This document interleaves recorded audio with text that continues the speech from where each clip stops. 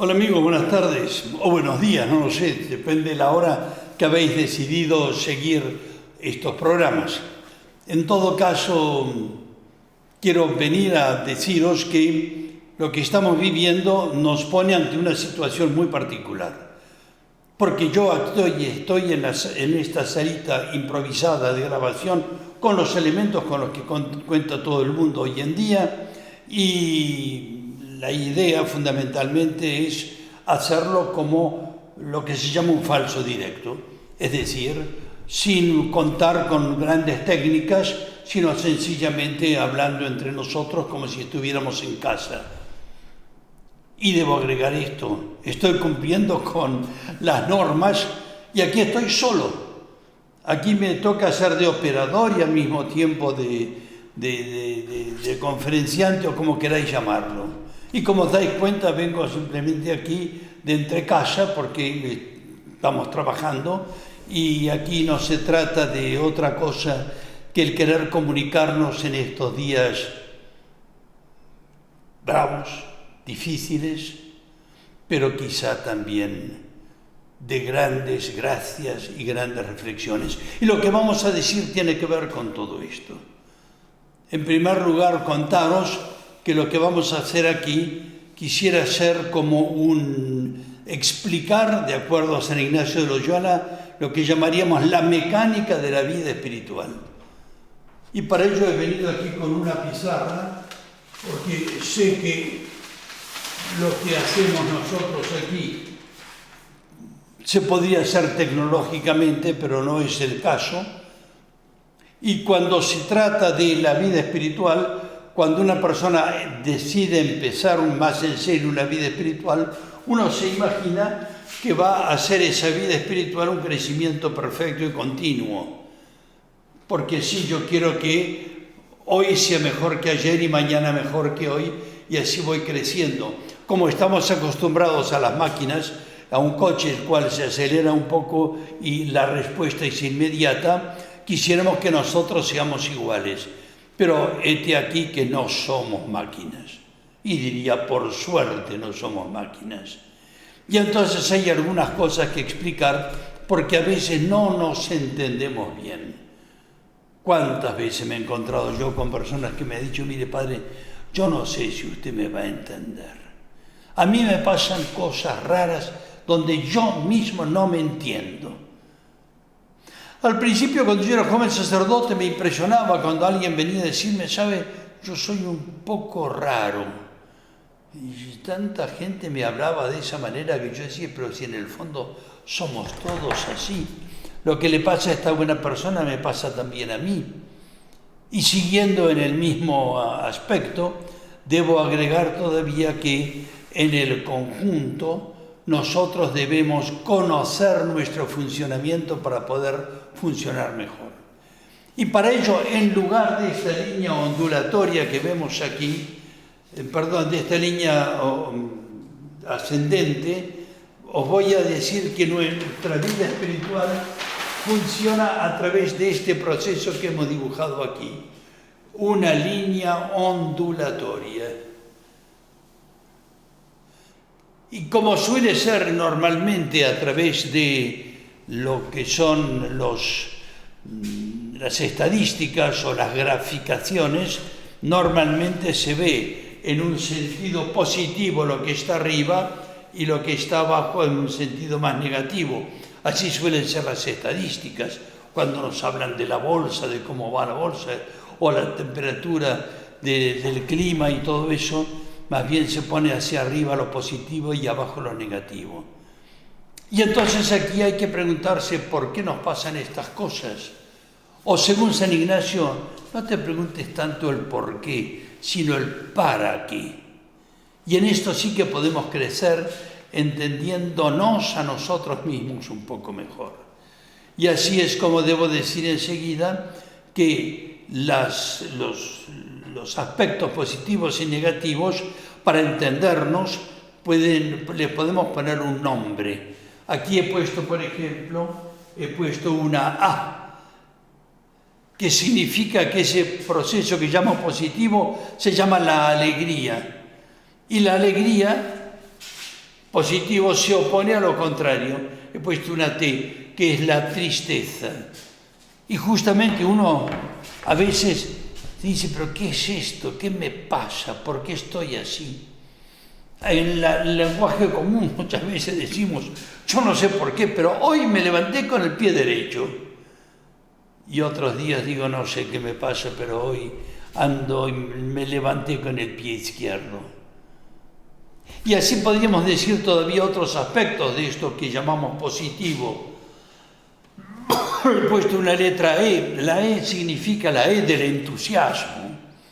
Un elemento positivo es cuando la persona tiene esa energía interior, ganas de hacer algo, ha surgido un proyecto, o ha recibido una buena noticia, o ha logrado algo que no lograba antes y se siente no solamente entusiasmado, sino con energía para seguir luchando.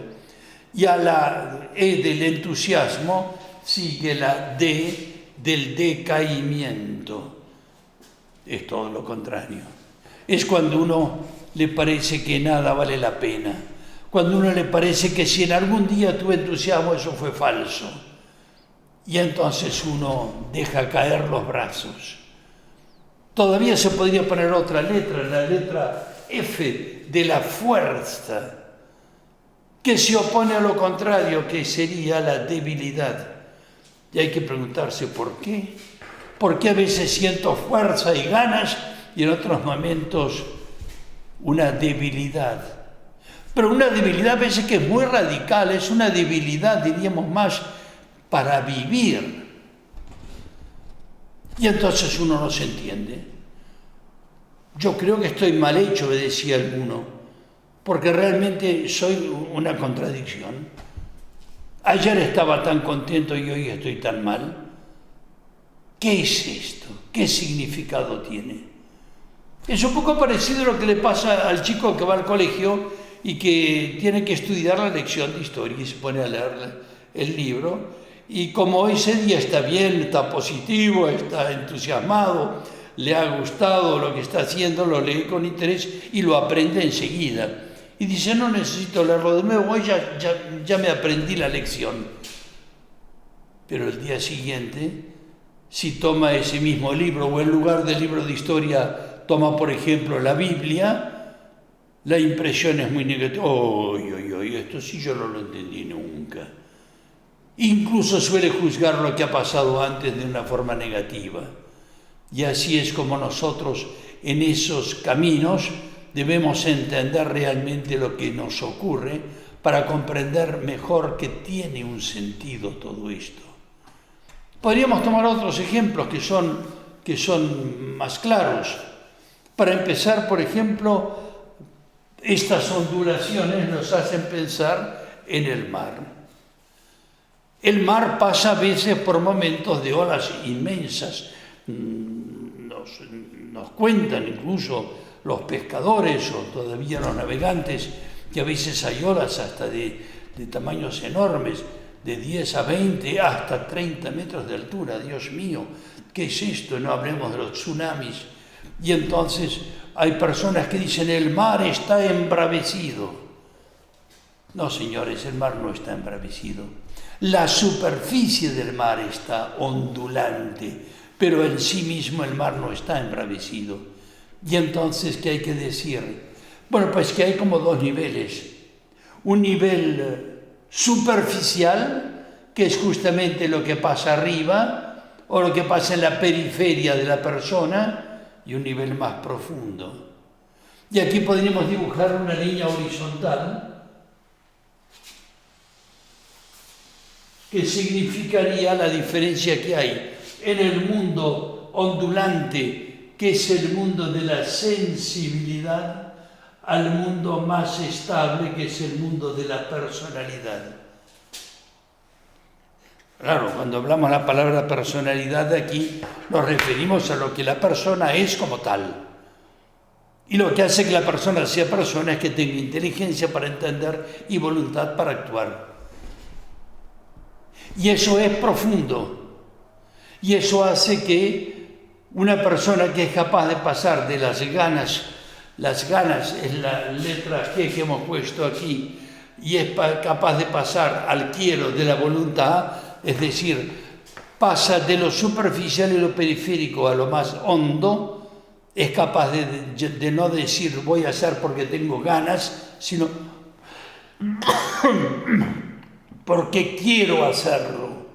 Y quien pasa de las ganas al quiero, les pasa lo que se ve aquí, la línea horizontal que representa la estabilidad.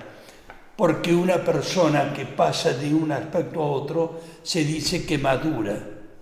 Claro, porque a veces nos encontramos con que hay jóvenes que nos dicen que quieren actuar, por ejemplo, ir a misa el domingo. No, yo no voy a misa el domingo, yo no tengo ganas, yo me aburro. Y entonces, claro, si tiene como punto de partida el tener ganas o desganas, habría que preguntarle, oye, una cosa, ¿y qué pasaría si tu padre fuese a trabajar los días que tiene ganas de ir a trabajar? O que tu madre, además de trabajar, tenga que prepararte la comida. Tu madre no sabe que tú no vas a comer las ganas, vas a comer el plato, el guiso que te ha preparado, porque las ganas no se comen, en cambio sí se come lo que es el fruto del trabajo cotidiano. Y así en este paso vamos entendiendo que en la armonía de los seres vivos ocurre lo mismo que en las plantas. ¿Sabéis vosotros cómo es el proceso que nos explican los biólogos de las plantas? Pues que las plantas se desarrollan a través de un doble proceso, el día y la noche, el verano y el invierno. Y nos enteramos de que durante el día, lo que hace que el día sea día es la presencia del sol. Las plantas que normalmente tienen en sus extremos las hojas que son palmeadas, que son placas fotográficas en las que se cumple la fotosíntesis, gracias a esa luz que es alimento fundamental. Pero no solamente la luz, sino que además son finísimas. Y al ser muy finas son muy sensibles a la temperatura. Y entonces la luz y la temperatura hacen que las plantas durante el día se fortalecen. Pero señores, las plantas crecen de noche. Al punto que muchas veces dice la gente de campo que los brotes, los retoños aparecen por la mañana. No, se los ve por la mañana porque ha vuelto la luz, pero han crecido en la oscuridad. Y así vamos entendiendo que en nosotros puede haber un proceso parecido. Durante el día, que es el sol, el elemento positivo, la consolación, como lo llama San Ignacio, adquirimos mucha fuerza, pero el hombre crece, utilizamos esa palabra desolación en San Ignacio, que significa que las plantas de día crecen y de noche es cuando se desarrollan, se fortalecen y crecen. Es decir, necesitan la energía para caminar, para decidirse, pero propiamente hablando el crecimiento es nocturno. Y cuando decimos la noche queremos decir los momentos difíciles, arduos, dificultosos. Y así es como nosotros vamos entendiendo que todas estas leyes propias de nuestra vida son leyes que tenemos que conocer, porque es en este conocimiento como nosotros podemos progresar. Y volviendo al tema de esas sensaciones, como es el tema de una sensación particularmente en el tema del amor, que es la gran fuerza de la existencia humana, hay personas que creen que el sentimiento del amor, es decir, la consolación en materia de amor, eso es lo importante del amor, toma la decisión si están, claro, porque hay un nombre particular para este estado, están enamoradas, toma la decisión de que yo me voy a casar. Y participo a todos mis amigos del gran don del crecimiento, de la decisión de casarse.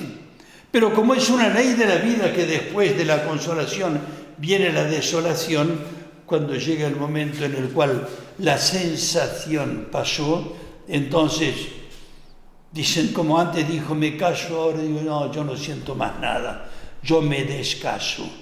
Y así es como la vida se desarrolla, contrariamente a lo que podemos pensar. a través de elementos que llamamos negativos, pero no lo son.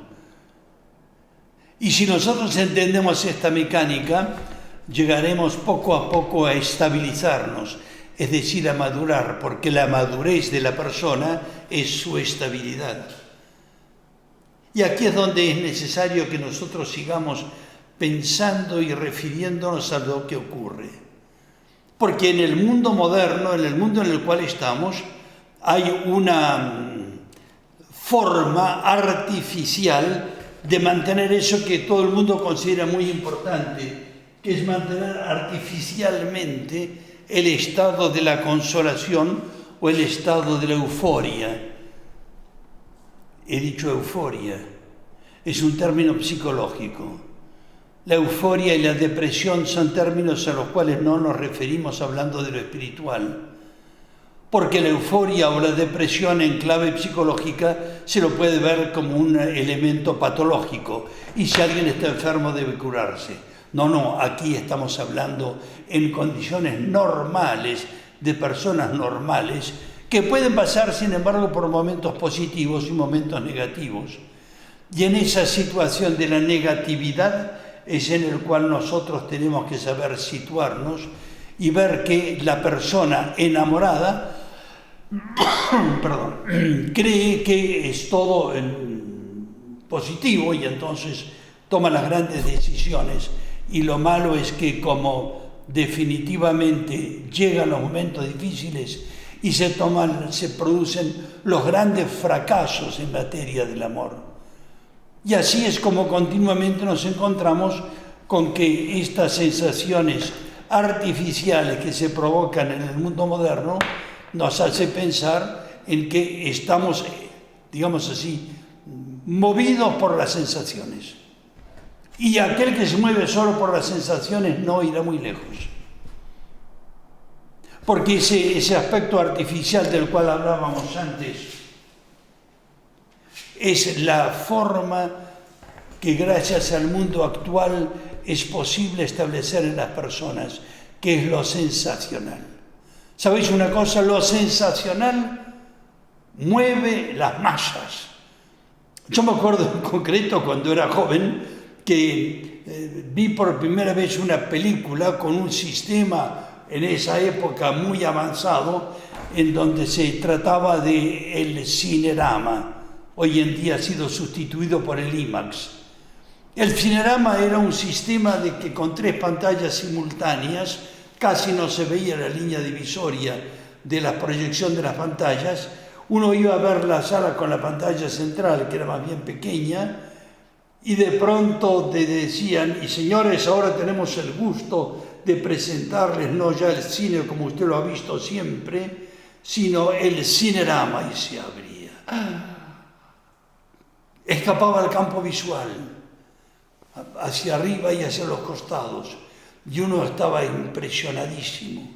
Y me acuerdo que se salía, era parte del documental, en un parque de diversiones, uno se subía a uno de esos trencitos ondulantes, en donde uno subía y se le impresionaba y toda la gente se iba impresionados porque parecía que tomaban mucha altura y de pronto bajaba hacia abajo y en esos trenes de altas velocidades y grandes sensaciones uno estaba impresionadísimo y la gente dentro del cine gritaba, cogida, agarrada, digamos, al sillón. Y después de eso me acuerdo que se seguía en un vuelo pasando por el Cañón del Colorado y como era un lugar muy estrecho el avión se inclinaba y entonces todo el mundo se inclinaba también y uno veía la sala de cine completamente inclinada y es que uno estaba mirándolo de costado. Y yo salí entusiasmadísimo y le dije a mi padre, papá, tienes que ir a ver eso. Y mi padre me oyó y me dijo, oye, ¿eso te impresiona? Si tú supieras el entusiasmo con el que yo volví a mi casa cuando vimos la primera película que se proyectó en la ciudad. Dijimos, ¿a dónde hemos llegado? ¡Qué maravilla! Hemos visto el pasado. Claro, porque en el cine se puede ver lo que ha pasado. Antes jamás se había visto el pasado con la vivacidad y la realidad y el movimiento que tenía. Me decía mi padre, si fueses esa película te reirías, te parecería ridículo, porque debes saber una cosa, la sensación es sensación con dos condiciones. Primera condición, que sea una cosa rara, que si es todos los días deja de ser sensacional. Y segunda cosa, que sea poco frecuente, porque también si es continuo, deja de tener sensación. Y entonces fue necesario que el cine, para mantener la sensación, fuera, por así decir, hinchando el globo de la sensación, que está llena de aire, porque en realidad uno va al cine y uno se asusta o se emociona, pero ahí en la pantalla no pasa nada, ¿eh? Son efectos de luz, de sombras y de sonidos. Sí, sonidos. Muy importante. El cine primitivo que impresionaba tanto era mudo y era en blanco y negro. Y entonces se fue hinchando el globo de la sensación por el sonido y después por el color. Quizás todavía alguno de vosotros se acordará cuando se pasó de la televisión blanco y negro a la televisión en color, en donde todo el mundo tuvo que tirar los televisores blanco y negro y tuvo que comprar los nuevos a color, y después se van ensanchando también las pantallas. Y así es como nos encontraremos con esas sensaciones tan fuertes, pero al mismo tiempo engañadoras, porque podemos engañarnos. Yo recuerdo que la última sensación que tuve es cuando vi el cine circular, en un cine donde todo era cine, 360 grados. No sé qué técnica habrán utilizado, pero era todo cine. Y la sorpresa cuando uno iba a ver esa película es que no te daban un sillón para sentarte, sino que te daban un tubo para cogerte a él. Y entonces agarrados al tubo, uno salía en un coche de bomberos a todo meter por la ciudad de Washington, y cuando llegaba a la esquina y giraba el coche, si uno no estaba agarrado al tubo se iba al suelo. Y después de ir a todo meter por la ciudad, se enfrentaba a la Casa Blanca, donde teóricamente tenía lugar el incendio, y el portón de la entrada a la Casa Blanca estaba abierto, tenía 8 metros, pero la sala tenía muchísimo más. Y uno decía, uy, aquí realmente nos hacemos tristes. Y uno cerraba los ojos y a ver qué pasaba, y de pronto abría los ojos y salía en la pantalla un cartelito que decía, The End, el fin. Y después uno salía a la calle diciendo, qué aburrida que es la vida.